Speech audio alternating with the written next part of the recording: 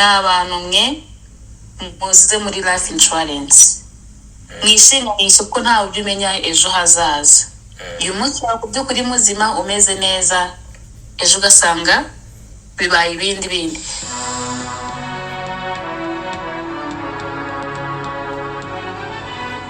Kuri uyu munsi nifuje kubatumirira umwe mu ba expert, akaba ari senior manager wo muri Expedia Financial Group, bakaba bakora ibintu bijyanye n'ubwishingizi ku buzima muri Leta Zunze Ubumwe za Amerika.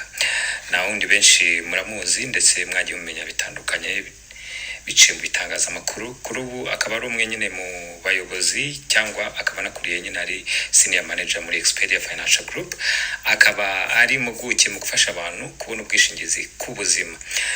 Ugiye kumwakira ndi Cheu, nkaba nishimiye kubana namwe. Denise, amakuru yawe ushaka gutangira utwibwira niba hari ibyo nibagiye kuri CV yawe. Murakoze cyane Cheu, amazina yanjye nitwa Denise Umutoni. Ntacyo wibagiwe. So nkuko yabivuze, ntuye muri Leta Zunze Ubumwe za Amerika, muri Leta ya Michigan, nkabanzwe kuri channel yitwa Denise TV Show. So nkaba mfasha abantu mu bijyanye no kubona ubwishingizi bw'ubuzima. Murakoze. Urashakira umuvandimwe wawe visa ngo agusange muri Amerika, cyangwa urifuza gukorera petition no kudekarara umubyeyi wawe, fiancé cyangwa uwo mwashakanye ukiri muri Afurika? Cheu Immigration Consulting ni igisubizo. Twandikire kuri guteranya 1-616-318-674. Iyi nimero iri no kuri WhatsApp. Byivugiye Denise, urazwi kuri Denise TV Show, ko abantu batakibona ibiganiro byagenze bite? Nagize akazi kenshi cyane, ariko nayo ndabakumbuye cyane. Ndi gupanga kuzajya mboneka gake gashoboka, ariko nkaboneka. Nagize akazi kenshi. Twabonye ibintu ukora nk'impuguke mu bijyanye n'ubwishingizi ku buzima. Ikintu cy'ubwishingizi ni ikintu Abanyarwanda cyangwa se n'abandi bantu bavuga Ikinyarwanda batazi cyangwa batamenyereye. Wabitangiye ute? Ese ubundi bikorwa bite? Ese impamvu iki umuntu agomba kugira ubwishingizi ku buzima, life insurance? Murakoze cyane. So nanjye ntabwo mbitangiye mu gihe kinini cyane gishize, ariko nyine hashize umwaka gusa urahagije. Ku muntu uzi wenda wumvishije ikintu ari cyiza kandi akaba azi n'icyo akora, umwaka wari muremure cyane. So kugira ngo mbimenye nabibwiwe n'inshuti yanjye, umuntu tuziranye, umuntu duturanye, niwe wabingejejeho, ambwira ukuntu bimeze, ukuntu bikora. Numva ndabikunze, numva ni byiza, ndavuga why not nanjye nta joininga, why not naye ntabiko, kuko numvisha ari ibintu by'akamaro sosiyete yacu nyine ikeneye, ikwiye kumva, kuko byabagira akamaro guhera kuri buri wese, yaba umusaza, umukecuru, umutoya, kuri buri wese ufite ubuzima kandi unakeneye no guterera imbere mu buryo bumwe cyangwa ubundi. Murakoze. Waje gusanga abantu biwacu se babyumva cyangwa haracyasabwa imyumvire yo kubabwira impamvu umuntu agomba kugira ubwishingizi ku buzima? Umva abantu biwacu baragoranye. Baragoranye, ariko abumva barumva. By the way, abumva barumva, kuko siko imyumvire yawe ariyo yanjye, ariyo yuriya. Hari abantu bicara bagashyira mu gaciro, bakabona icyo kintu ko ari ngombwa kandi bakabyumva bakanabikunda. Nanone bikaba byaterwa kenshi, wenda nshobora kuba wenda naza nkakubwira ikintu bitewe nuko nakikubwiye ukaba wacyumva cyangwa se ntucyumve. Hari ababa batabyumva cyangwa se ngo babyakira atari amakosa yabo, ahubwo wenda ari uburyo babibwiwemo. So rero bigaragara community yacu bari gutangira kubyumva cyane cyane ko life insurance imaze kugera ahantu henshi hashoboka. So biri kugenda biza.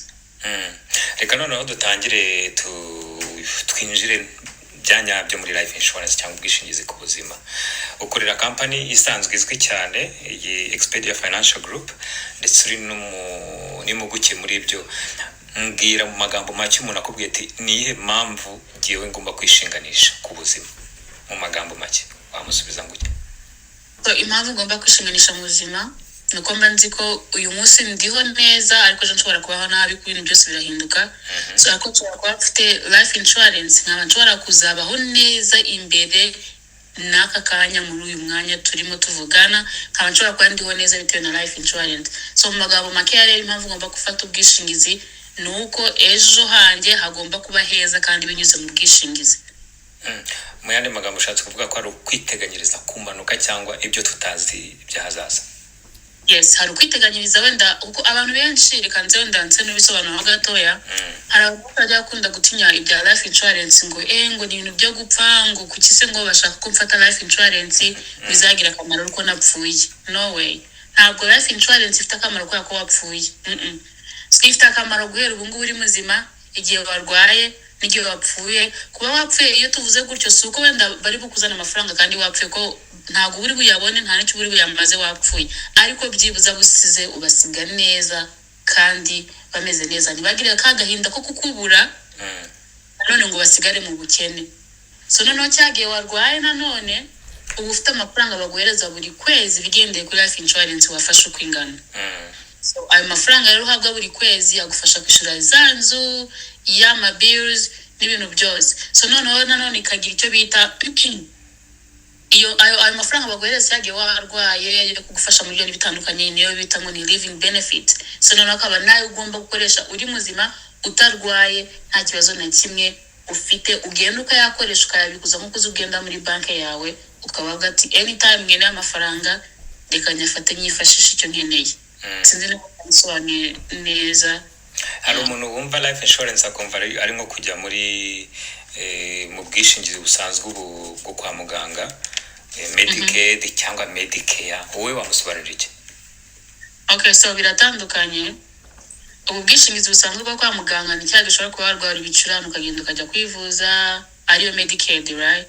Wagenda kwivuza wakumva wenda abantu wenda urugero nk'abamama batwite bakajya ku gipimo bakipimisha n'abandi cyangwa se bakajya muri check up za buri munsi zisanzwe.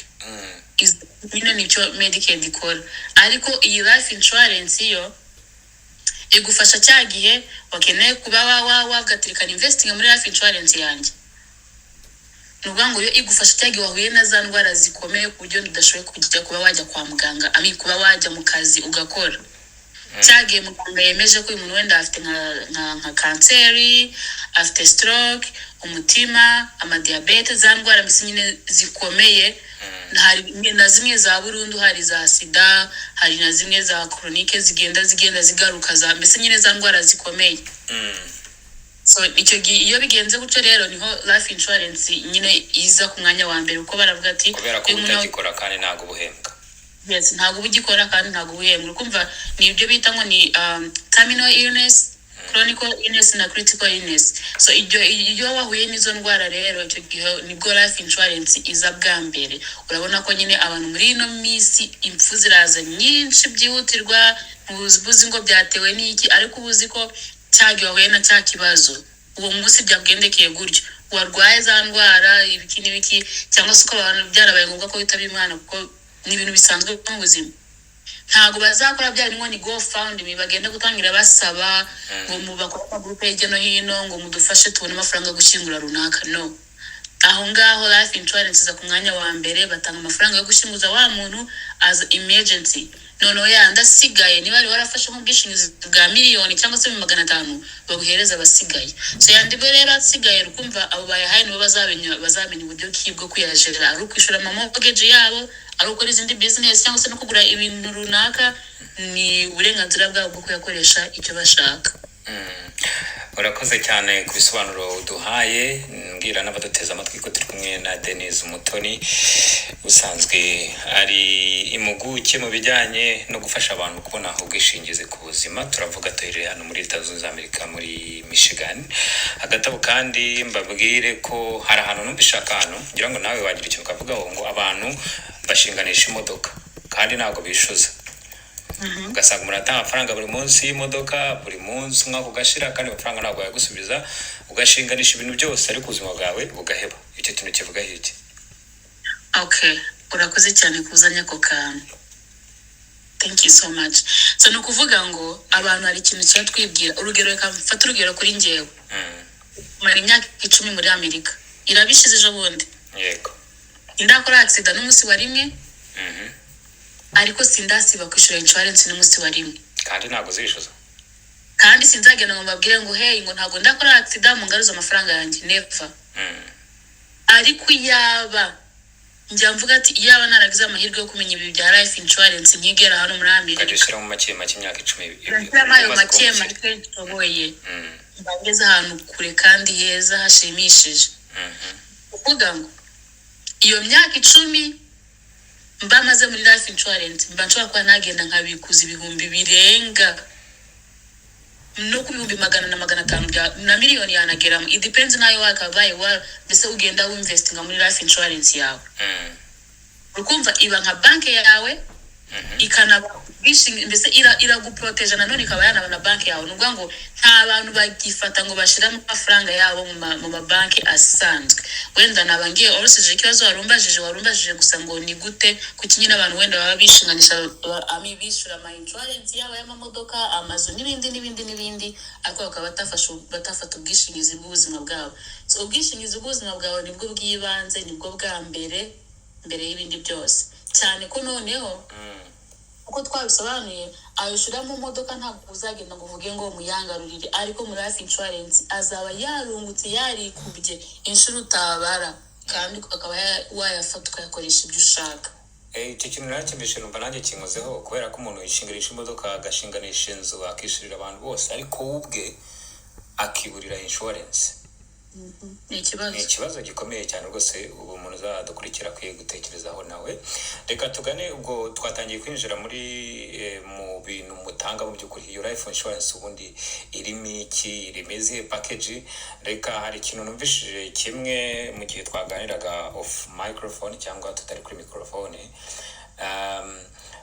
Mugenzi wawe avuga ko nk'ibintu by'inzu umuntu afata inzu ugiye kudufasha kubisobanura. Umuntu afata inzu bakamubwira ko ashize down payment y'ibihumbi 10 n'urugero, hanyuma akazajya yishyura 500 mu mwaka, 500 mu kwezi. So mu yandi magambo bakamubwira ko inzu yayiguze 300 cyangwa 150, nyamara iyo nzu yayiguze 900. Gerageza usobanurire wenda tunagana ku musozo impamvu abantu bagomba kugana Denise Umutoni ndetse bakaza bakugana nk'impuguke kubaha assurance zibafasha guhendukirwa iyo bagura amazu cyangwa bafata amadeni ku mazu.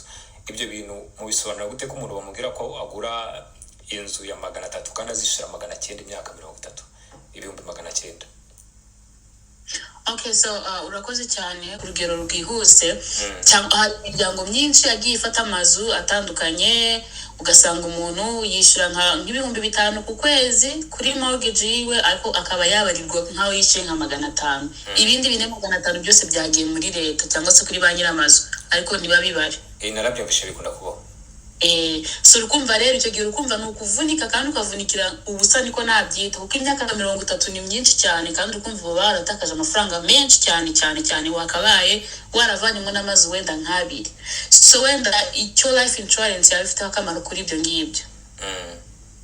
Ngewe nshobora kuza cyangwa se wowe ukaba wafata life insurance yawe wowe bwite. Mu gihe uvuze ati wenda mfite amadolari 10,000, reka nyafate nyajyane kuri banki yanjye, banki isanzwe. Ngo nujya kuyabikuza kuri ya banki nyuma y'imyaka 10 cyangwa se nyuma y'imyaka 5 azagaruka n'ubundi 10. Azagaruka n'ubundi ari 10. Ariko nuyafata ukayashyira muri life insurance nyuma y'imyaka 5 yonyine azari nk'amafaranga menshi kuko bakungukira ku nyungu babyita ngo ni compound interest. Ngo bakungukira inyungu ya 7%.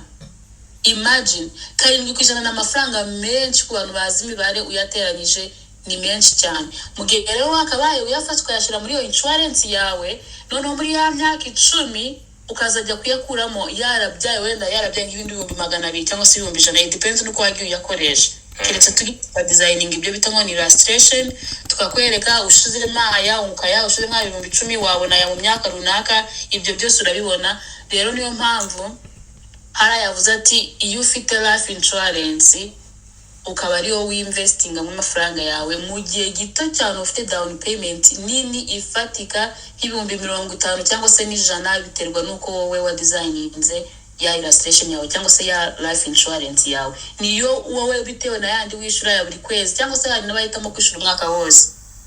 Ya wishura rero inyungu yayo cyangwa se uburyo ki abyara niyo ushobora kuhavana mu gishoro gifata yanzu yawe cyangwa se cyishura yanzu ufite. Avugira ngo uzayishure muri ya myaka 30 ukisanga uyishuye mu gihe cy'imyaka itarenze 5, imyaka 7, imyaka 10.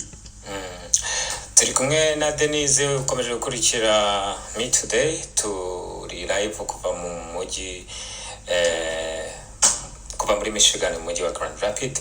Hari umuntu wakumva turi muri Michigan, ari muri Kentucky, ari muri Washington, ari muri California, ari muri Arizona cyangwa se Maine, kavuga ati se Denise ko akorera kure, nanjye hari ikintu yamfasha, wamusubiza iki? Okay, so murakoze cyane. Nguvuga ngo ngiyewe hano Denise ndi muri Amerika, nemerewe gufasha umuntu uri muri Amerika mu state yose agize Amerika.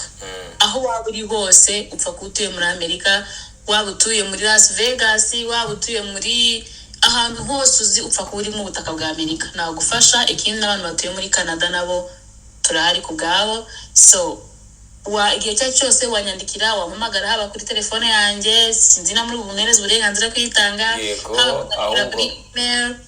Nicyo kibazo nari ngiye kubaza. Ubundi umuntu ashaka gukontakta akeneye serivisi, akeneye kumufasha kubona life insurance cyangwa kumuha bimwe mu bisobanuro yaba gifite ikibazo mbere yuko afata iyo package, yakubona ate, yababona ate mu magambo make? Okay, so murakoze cyane. Nuvuga ngo mfite telefone igendanwa ni nagego ngo 07 ariko mu Rwanda ntago turi mu Rwanda deni. Okay, so mfite telefone yanjye igendanwa ni 616 278 21 so ku bantu batumva ikinyarwanda ni 616 278 2136. So nkaba mfite na email yanjye ni denisemutoni4@gmail.com. nkaba mfite na social media zanjye zitandukanye nka Facebook, nkaba mfite Instagram, TikTok, ahantu hose bansanga kuri Denise Umutoni, cyangwa se bakajya kuri YouTube channel yanjye. Mfite ibiganiro byinshi bitandukanye, mfite naho gusobanura kuri kubijyanye bya life insurance, bakaza kuri YouTube channel yanjye yitwa Denise TV Show. Murakoze cyane. Reka nshimire abaza kudutega amatwi mwese, mbifuriza kugira ibihe byiza. Twari kumwe na senior manager muri Expedia Financial Group, akaba ari Denise Mutoni, akaba abafasha kubona ubwishingizi ku buzima kandi bwizewe. Genari Cheu. Denise, niba hari icyo nibagiwe, hari ijambo waba ufite kugira abazaba interese cyangwa impamvu bagomba kuba interese muri service mutanga dusoza? Okay, so murakoze cyane. Ikintu nabwira abantu mu by'ukuri, nkuko yari kubivuga, ndi senior manager muri Expedia Financial Group. So nukuvuga ikintu nabashishikariza mw'abantu mwe muze muri life insurance, mwishinganishe kuko ntawe umenya ejo hazaza. Uyu munsi waba by'ukuri muzima umeze neza, ejo ugasanga bibaye ibindi. Kandi ukwifata, niba ari ikintu mutari muzi, ukuntu ufata life insurance uri mutoya niho bikubera byiza kurenza uri mukuru, kuko iyo ukuze ubusatira bya birwara bikini bikiya n'igihe life insurance nawe ugahita kwemera bitewe nuko ukuge aho ugeze. Hari akantu abantu bakunda kuvuga, abantu bakunda kwanga life insurance ngo ni bazima, nabo bamara kurwara na life insurance nabikabanga ko bafata se insurance y'imodoka kandi ari nzima, nta accident bakoze nuko wari nta accident bakoze. Denise, turagushimiye cyane kuba wemeye ubutumire bwacu. Nizera ko namwe abantu batari bazi life insurance hari byo mwasobanukiwemo. Ikindi Denise, ku muntu wifuza kuba umukonsultant mu bijyanye no gufasha abantu, Denise arahari, yagufasha kuba life insurance advisor cyangwa se umuntu nawe ufasha abandi mu gihe uri muri leta y'abantu benshi. Wavugana na Denise yagufasha nka senior manager muri Expedia. Denise, urakoze cyane kuri interview muduhaye. So murakoze cyane Cheu, mwakoze kuduhostinga. Imana bamugisha kandi nizere ko ubutumwa buruze kugera kuri buri wese, ko n'ubutumwa bw'ingenzi, n'ubutumwa bureba buri wese, n'ubutumwa buri wese akeneye. Ntabwo dukeneye kuba muri Amerika abasaza ugasanga mama wawe cyangwa papa wawe afite imyaka 60 ariko aracyari muri kampani. So niba rero byaramubayeho, reka wowe bye kuzakubaho. Ikindi nk'abantu babikeneye nkuko amaze kubabwira, bikeneye kuba babikora nk'akazi, nanone ndahari nabafasha ubundi tugakomezanya urugendo. Mwakoze cyane, Imana ibahe umugisha. nanjye ndabashimiye mwari kumwe nanjye Cewu, nzajya nkomeza kubana namwe buri sabato. Uwiteka abane namwe. Denise nawe wakoze. Nawe urakoze cyane. Urashakira umuvandimwe wawe viza ngo agusange muri Amerika, cyangwa urifuza gukorera petition no kudekarara umubyeyi wawe, fiancé cyangwa uwo mwashakanye ukiri muri Afurika, Cewu Immigration Consulting ni igisubizo. Twandikire kuri guteranya 1-616-318-674. Iyi nimero iri no kuri WhatsApp. Tuvugane kuri solution ku bibazo byawe maze ubone umuntu wawe agusanga.